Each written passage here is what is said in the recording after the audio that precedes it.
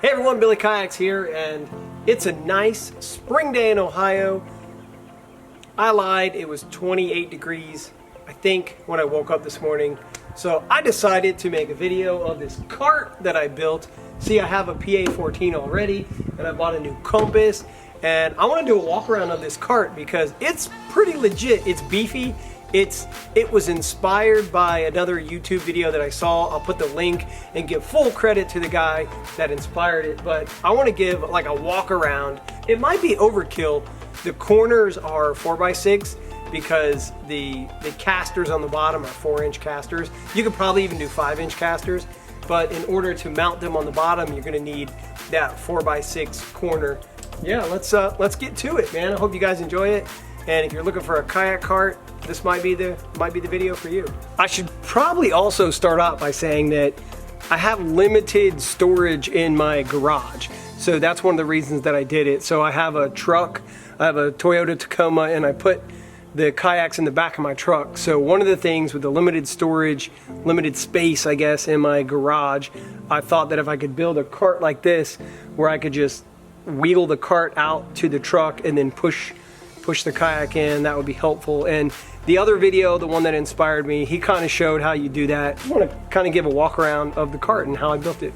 So, all right, hope you guys enjoy. The first thing you'll notice about my cart is that I have 2 Hobies on it. So I should probably tell you guys, if you're in the Midwest and you have not checked out Strictly Sail and Kayak, you got to check them out. They're in Blue Ash down there in near Cincinnati. So check them out and they'll hook you up. Let's get started. So like I said, the corners are going to be 4x6. I'll put the full material list that I used in the description, but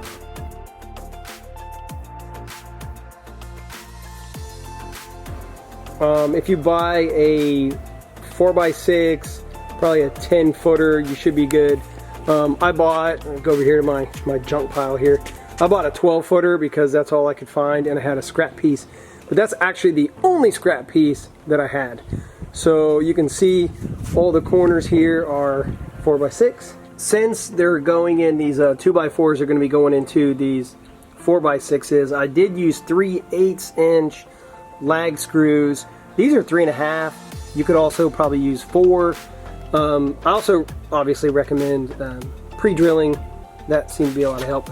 But you can see that I used plenty of them. I used them on pretty much every spot that I could, even on the insides. Now, clearly one of my biggest motivations for building this cart, other than the size of the garage and the space that I had, was because of the weight of the PA-14. So the width and the length of the cart is probably not going to matter that much, but I did also have this other kayak that I wanted to make sure that I had room for. So I just kind of measured the width of it right there, and then I made sure that these two 4x6 posts were wide enough so that that guy would fit in there on the bottom.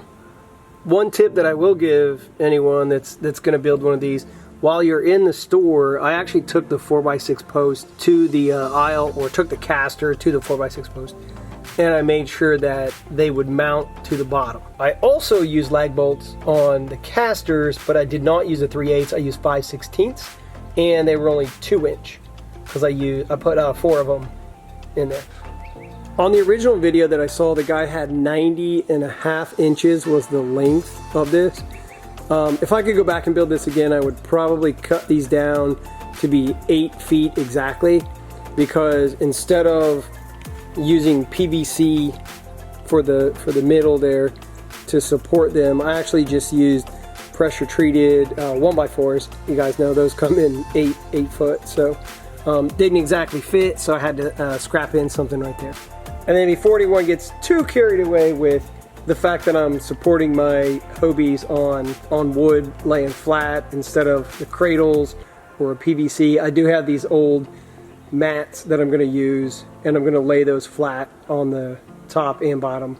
So both of my Hobies will be supported by this. Also secured all of these with 2-inch deck screws.